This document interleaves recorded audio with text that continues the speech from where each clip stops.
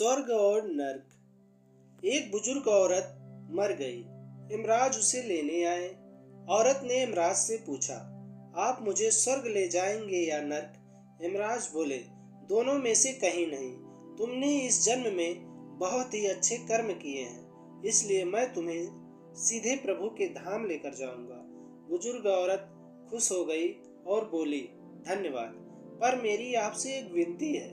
मैंने यहाँ धरती पर सबसे स्वर्ग और नर्क के बारे में सुना है, इसलिए मैं एक बार दोनों जगहों को देखना चाहती हूँ। इमराज बोले, तुम्हारे कर्म अच्छे हैं, इसलिए मैं तुम्हारी इच्छा पूरी करूँगा। चलो हम स्वर्ग और नर्क के रास्ते होते हुए प्रभु के धाम चले। दोनों चल पड़े।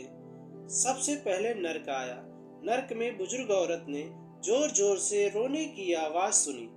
वहां नर्क में सभी लोग दुबले पतले और बीमार दिखाई दे रहे थे। औरत ने एक आदमी से पूछा, यहाँ आप सभी लोग की हालत ऐसी क्यों है? आदमी बोला, तो और कैसी हालत होगी? मरने के बाद जब से यहाँ आए हैं, हमने एक दिन भी खाना नहीं खाया। भूख से हमारी आत्माएं तड़प रही हैं। बुजुर्ग औरत ने उस आदमी से पूछा, इस पतीले में क्या है? आदमी मायूस होकर बोला, पतीले में स्वादिष्ट खीर है। बुजुर्ग औरत ने हैरानी से पूछा, तो आप लोग पेट भर के खीर खाते क्यों नहीं? भूखे क्यों तड़प रहे हो? आदमी रो रो कर बोलने लगा, कैसे खाएं? पतीला 50 फीट ऊंचा है। हम में से कोई भी उस पतीले तक नहीं पहुंच पाता।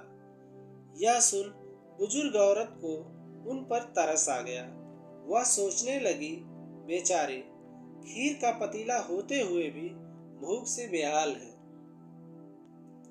शायद ईश्वर ने यही दंड दिया होगा।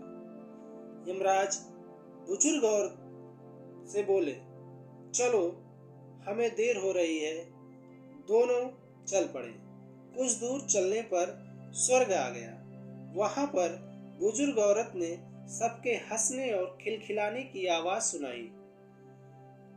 सब लोग खुश दिखाई दे रहे थे। उनको खुश देख कर औरत बहुत खुश हुई। पर वहां स्वर्ग में भी बुजुर्ग औरत की नजर वैसे ही 50 फीट ऊंचे पतीले पर पड़ी जैसा नर्क में था। उसके ऊपर भी वैसा ही चम्मच रखा हुआ था।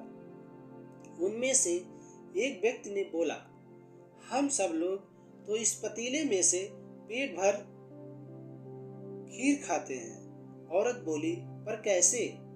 पतीला तो बहुत ऊंचा है। एक व्यक्ति बोला, तो क्या हुआ, पतीला ऊंचा है। यहाँ पर कितने सारे पेड़ हैं। हमने इन पेड़ों की लकड़ी ली और इन्हें काटकर एक विशाल सीढ़ी का निर्माण किया। लकड़ी के सीढ़ी के सहारे हम पतीले तक पहुंचते हैं और सब मिलकर खीर का आनंद लेते हैं। बुजुर्ग औरत यमराज की तरफ देखने लगी। यमराज मुस्कुराए और बोले, ईश्वर ने स्वर्ग और नर्क मनुष्य के हाथ में सौंप रखा है। चाहे तो अपने लिए नर्क बना ले या अपने लिए स्वर्ग बना ले। ईश्वर ने सबको एक समान हालातों में डाला है। उसके लिए उसके सभी बच्चे समान हैं। वह किसी से भेदभाव नहीं करता। वहाँ नर्क में भी पेड़ पौधे थे। वे लोग खुद ही आलसी हैं। उन्हें खीर हाथ में ही चाहिए। वे लोग कोई कर्म नहीं करना चाहते, इसलिए भूख से बेहाल हैं, क्योंकि यही तो ईश्वर की बनाई हुई इस दुनिया का नियम है। जो कर्म करेगा उसी को मीठा फल मिलेगा।